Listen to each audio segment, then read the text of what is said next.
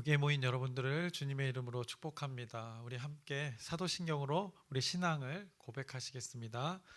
전능하사 천지를 만드신 하나님 아버지를 내가 믿사오며 그 외아들 우리 주 예수 그리스도를 믿사오니 이는 성령으로 잉태하사 동정녀 마리에게 나시고 본디오 빌라도에게 고난을 받으사 십자가에 못 박혀 죽으시고 장사한 지 사흘 만에 죽은 자 가운데서 다시 살아나시며 하늘에 오르사 전능하신 하나님 우편에 앉아 계시다가 저리로서 산 자와 죽은 자를 심판하러 오시리라. 성령을 믿사오며 거룩한 교회와 성도가 서로 교통하는 것과 죄를 사하여 주시는 것과 몸이 다시 사는 것과 영원히 사는 것을 믿사옵나이다. 아멘. 살아계신 하나님 아버지, 오늘도 우리에게 새날 새 생명 허락해 주심을 감사합니다.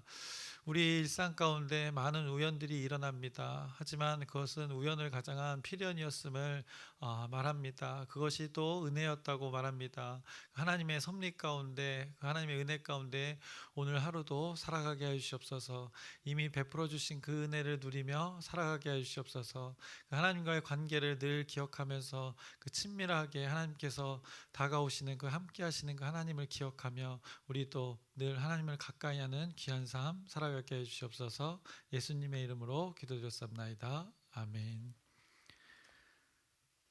함께 찬송가 212장 찬양하시겠습니다. 새 찬송가는 212장, 통일 찬송가는 347장입니다. 겸손히 주를 섬길 때 괴로운 일이 많으나 구주여 내게 힘주사 잘 감당하게 하소서. 인자한 말을 가지고 사람을 감화시키며 갈 길을 잃은 무리를 잘 인도하게 하소서. 구주의 귀한 인내를 깨달아 알게 하시고 굳건한 믿음 주셔서 늘 승리하게 하소서. 장래의 영광 비추사 소망이 되게 하시며 구주와 함께 살면서 참 평강 얻게 하소서. 아멘.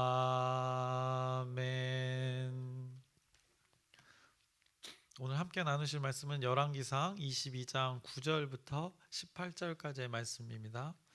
열왕기상 22장 9절부터 18절까지의 말씀, 우리 함께 읽기는 본문을 나누면서 읽어도록 하겠습니다. 우리 계속 22장의 말씀을 나누고 있습니다. 근데 열왕기상의 22장은 그 시작이 3년의 평화로 시작되었음을 성경이 말씀했습니다. 이 하나님께서 허락하신 그 평화였습니다. 전쟁이 없는 그 평화였습니다. 그런데 이 소중한 평화를 아합이 스스로가 깨뜨렸습니다. 자신의 판단과 그 자신의 결정에 따라서 길르앗의 땅을 차지하겠다고 그가 나선 것이었습니다. 명분은 그 땅이 조상의 땅이었다는 것이었습니다. 그러나 하나님이 말씀하신 그 일들이 아니었습니다. 그가 남쪽의 그 여호사밧 왕과 연합하여서 길앗의 땅을 찾아오려고 했습니다. 그곳은 아람의 땅이었습니다. 아합은 분명 어떻게 보면 앞선 그 두 번의 전투에서의 승리를 생각했을 것입니다. 두 번의 아람과의 전투에서 승리하였으니 그것도 대승하였으니 그러니 아람을 만반히 본 것이고 자신의 능력을 신뢰했던 것입니다. 그래서 그 승리를 바탕으로 전투를 스스로 벌이고자 했던 것입니다.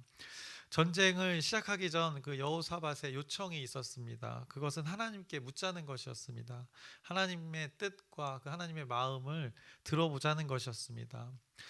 그랬더니 아합은 흉내만 내었습니다. 자신의 선지자들 400명을 불렀습니다. 자신에게 어떻게 보면 무조건적으로 동의하고 자신의 뜻을 관철시킬 수 있는 그런 선지자들 400명을 불렀던 것입니다.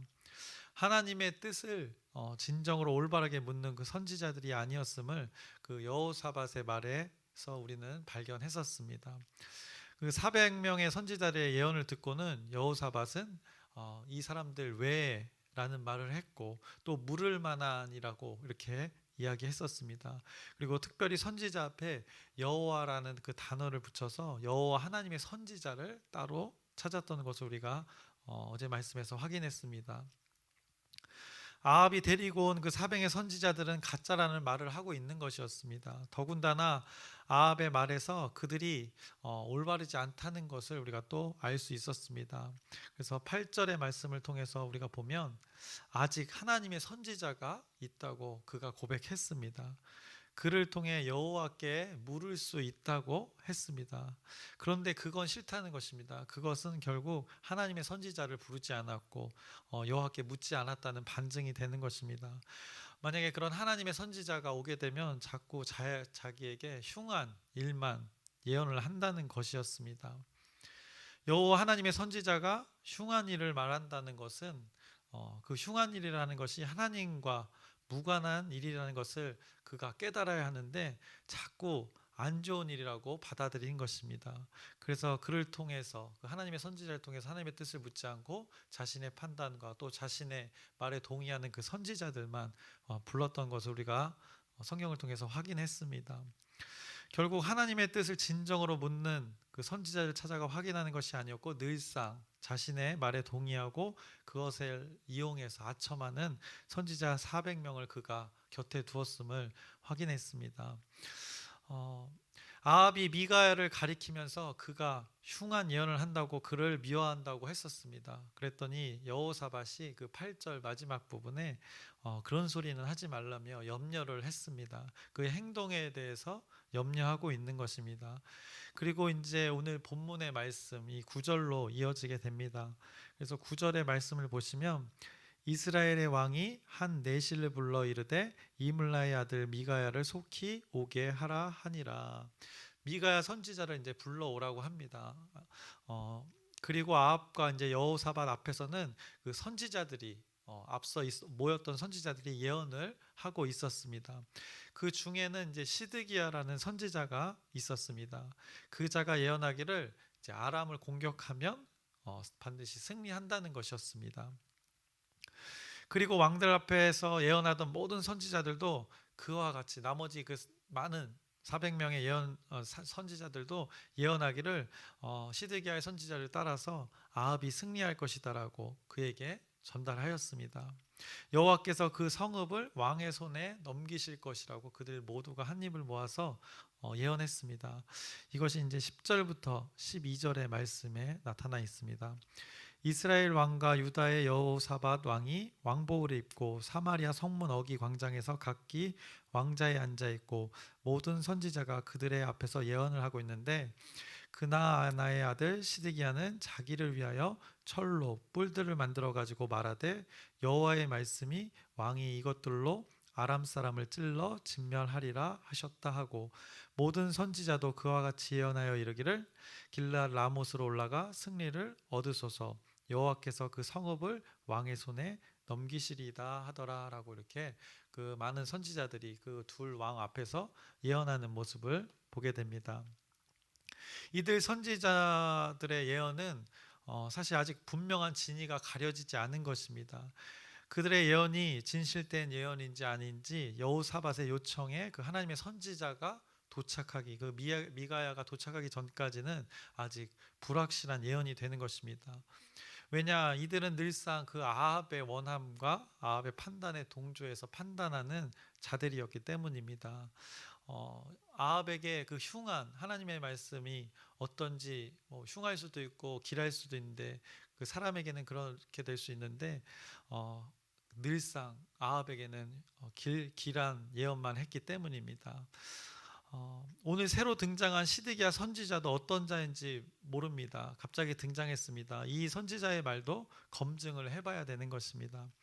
시드기야는 스스로는 여호와의 말씀이라고 분명하게 11절에 이렇게 말씀했습니다. 여호와의 말씀이 왕이 이것들로 아람 사람을 찔러 진멸하리라 하셨다 하고 그가 예언했습니다. 그런데 이제 모두가 기다리고 있는 여호와 하나님의 선지자 미가야가 와야 그 진위가 이제 판단이 될 상황이 된 것입니다. 하나님의 선지자가 와야 하나님의 뜻이 온전히 알게 되는 상황이 되었습니다. 모두가 하나님의 말씀이라고 지금 예언을 하고 있습니다. 모두가 하나님의 말씀이라고 예언은 하고 있지만 정작 다들 이 미가야 선지자를 기다리고 있는 아주 웃긴 상황입니다. 아합도 자신들의 선지자들을 신뢰하지 않는 것 같습니다. 그들이 자신을 동의해서 기분이 나쁘지는 않지만 정작 여호와 하나님의 선지자를 통한 그 하나님의 뜻이 무엇인지 이 아합도 지금 궁금해하고 있는 것입니다. 미가야를 부르러 간 신하가 미가야를 먼저 만나게 됩니다. 그러면서 둘 간의 대화를 먼저 성경이 이야기합니다. 13절을 보시면 미가야를 부르러 간 사신이 일러 이르되 선지자들의 말이 하나같이 왕에게 길하게 하니 청하건대 당신의 말도 그들 중 한 사람의 말처럼 길하게 하소서. 그 신하가 말하기를 다들 예언하기를 좋은 말만 했다는 것입니다. 아람에게 승리하겠다는 것만 전했다는 것입니다. 그러니 미가의 선지자도 그렇게 따르기를 요청하는 것입니다. 14절입니다. 미가야가 이르되 여호와께서 살아계심을 두고 맹세하노니 여호와께서 내게 말씀하시는 것 곧 그것을 내가 말하리라 하고라고 이렇게 미가야 선지자가 대답을 합니다. 미가야 선지자가 아주 멋있는 말을 했죠. 우리 그리스도인들은 이런 깡따구가 있어야 하는 것입니다. 어떤 성격을 말하는 것이 아니라 이 신앙, 이 하나님을 믿는 믿음, 그 믿음 안에서 이 말씀이라는 분명한 기준에 의한 이 담대함이 있어야 하는 것입니다. 미가야가 많은 사람들 앞에서 인정받는 사람을 살았던 것 같지는 않습니다. 왜냐? 이 미가야는 이 대중성이 떨어지기 때문입니다. 대중성이 상당히 떨어집니다. 하나님의 말씀을 전하던 이 하나님의 선지자는 일상에서는 이렇게 외면당한 모습을 우리가 또 보게 됩니다. 왜냐? 길한 예언을 하지 않고 흉한 예언을 한다고 이스라엘의 왕과 그 신하들에게 또 많은 선지자들에게 외면을 당했던 것입니다. 그럼에도 그는 이제 오늘 14절에서 이렇게 기가 막히게 멋진 말을 했습니다. 하나님의 살아계심을 두고 그가 맹세했습니다. 자신의 생명을 건 겁니다. 하나님은 살아계시기 때문입니다. 여호와 하나님이 자신에게 말한 것만 전하겠다고 그가 선포했습니다. 그리고 미가야가 이제 왕 앞에 서게 되었습니다. 그리고 아합 왕이 먼저 묻습니다. 15절의 말씀인데 이것을 우리말 버전으로 읽어드리겠습니다. 우리말 버전이 원어를 좀 더 이렇게 직역한 번역이라서 그것을 읽어드리겠습니다. 미가야가 도착하자 왕이 그에게 물었습니다. 미가야야, 우리가 길랏 라못에서 전쟁을 일으켜도 되겠느냐 안 되겠느냐? 미가야가 대답했습니다. 가서 승리하십시오. 여호와께서 그 성을 왕의 손에 주실 것입니다. 이렇게 묻고 대답하는 모습을 보게 됩니다. 이 15절의 말씀을 볼 때 아합이 스스로 어떻게 보면 알고 있는 것입니다. 이 전쟁이 자신이 일으키고 있다는 것을 스스로 알고 있는 것입니다. 그러면서 질문했던 것이 전쟁을 일으켜도 되겠느냐 안 되겠느냐, 이것을 묻고 있는 것 자체가 자신의 판단에 의해서 자신의 결정에 의해서 이루어지고 있는 것을 잘 알고 있는 것입니다. 자신이 전쟁의 그 주관자가 되겠다고 하는 것입니다. 앞서 아람과의 두 번의 그 전투가 어떻게 보면 그에게 독이 된 것입니다. 그가 아람과의 전투에서 승리를 통해서 자신감에 차 있던 것입니다. 그 승리가 자신이 주도하여서 승리했다고 심각한 이 착각에 빠진 것입니다. 그래서 자신이 이 전쟁을 일으켜도 되는 존재로까지 이렇게 나간 것을 오늘 이 말씀에서 목격합니다. 그리고 그 전쟁에서의 승리를 위해서 명분을 지금 만들고 있는 것입니다. 이에 하나님의 선지자 미가야는 이렇게 대답했습니다. 글로 이것을 읽으면 이렇습니다. 가서 승리하십시오. 여호와께서 그 성을 왕의 손에 주실 것입니다. 이렇게 고백했습니다. 그런데 이 실제 미가야의 말의 뉘앙스는 이렇습니다. 지금 미가의 대답은 그래 어디 네 마음대로 해봐. 이 뉘앙스로 말하는 것입니다. 그래 네가 그렇게 일으켰으니 네가 가면 승리할 것이다 라고 이렇게 한마디로 비꼬고 있는 것입니다. 그랬더니 아합이 이렇게 말을 합니다. 16절의 말씀을 보시면 왕이 그에게 이르되 내가 몇 번이나 내게 맹세하여야 내가 여호와의 이름으로 진실한 것으로만 내게 말하겠느냐. 앞서 자신에게 했던 그 그 말이 왕의 손에 넘겨줄 것이라는 것이 진실된 말인지를 다시 한번 그가 묻고 있는 것입니다. 다시 진실하게 다시 한번 하나님의 뜻을 자신에게 진실을 말해보라는 것입니다.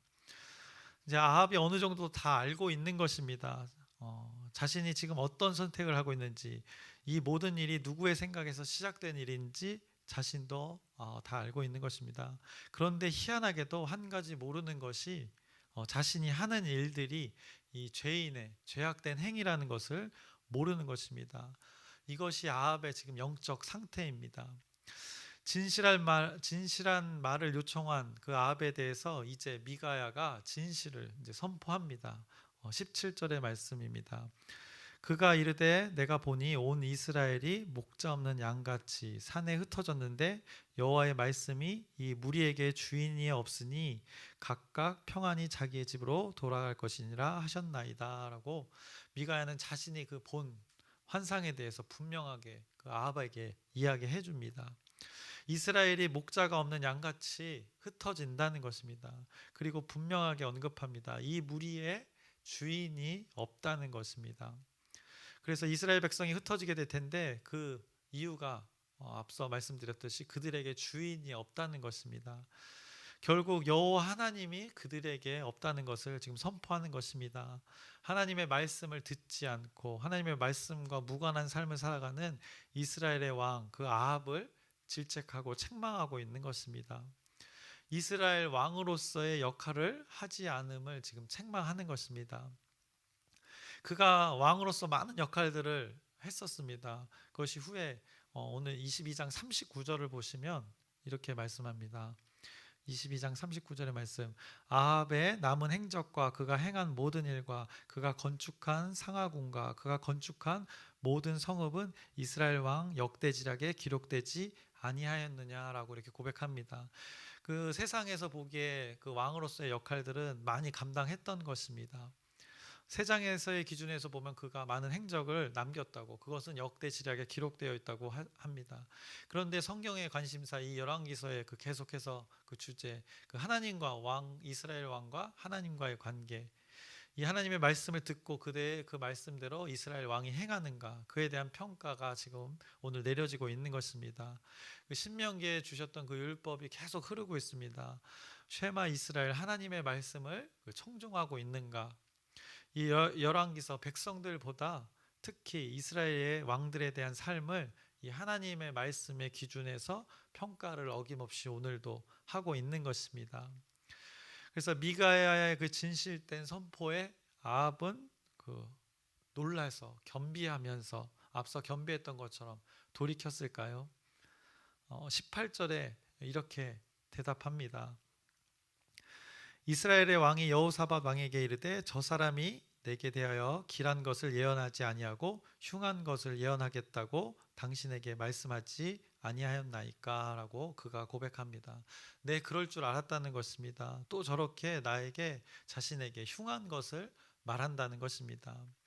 지금 하나님의 말씀이 선포되어진 것인데 흉한 것이라고 그가 판단하고 있는 것입니다.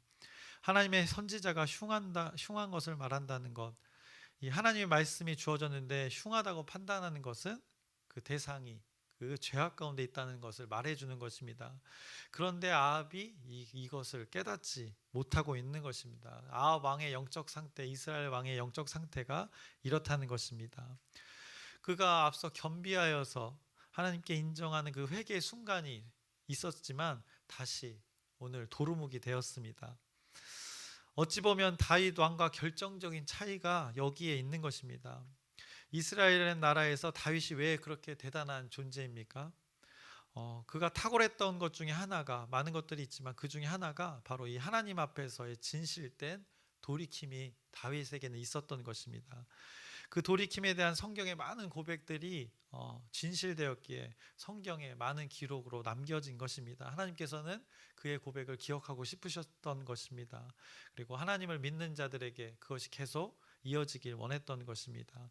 왜냐하면 인간은 그런 존재이기 때문입니다. 그런데 그 진실된 돌이킴이 인간에게는 꼭, 우리들에게는 꼭 필요했던 것입니다. 오늘 아합에게도 필요했습니다. 다윗의 그 돌이킴이 지속되었습니다. 믿음의 여정 가운데 하나님의 말씀하신 그 길 위에 그가 걸어갔기에 성경은, 또 이스라엘 나라에서 그 다윗은 위대한 왕으로 기억되어진 것입니다. 그가 회개를 하고 하나님께서도 인정하시고, 또 그가 그 믿음의 여정 가운데 끊임없이 끝까지 주님 곁에 갈 때까지 돌이켰기 때문에, 돌이킨 순간 그 믿음의 여정을 그 순간 하나님만을 바라보며 갔기에 하나님이 흡족해 했던 것입니다. 그런데 아합은 어떻습니까? 오늘 아합은 그 앞서 겸비했던 그 낮아진 마음이 다시 이제 하나님보다 높아진 그 아합의 마음을 보게 되는 것입니다. 자신의 판단이 하나님의 판단보다 앞서는 것입니다. 평화의 기간을 누리면서 어떻게 보면 등 따뜻하고 배 부르니까 바로 이 본심이 튀어나오는 것입니다. 이것이 아합의 삶이라고 성경이 말씀합니다. 미가의 선지자의 선포를 통해서 어떤 것이 진실인지를 이제 보여주게 됩니다. 안타까운 것은 하나님의 말씀이 임하여도 깨닫지 못하는 자가 있는 것입니다.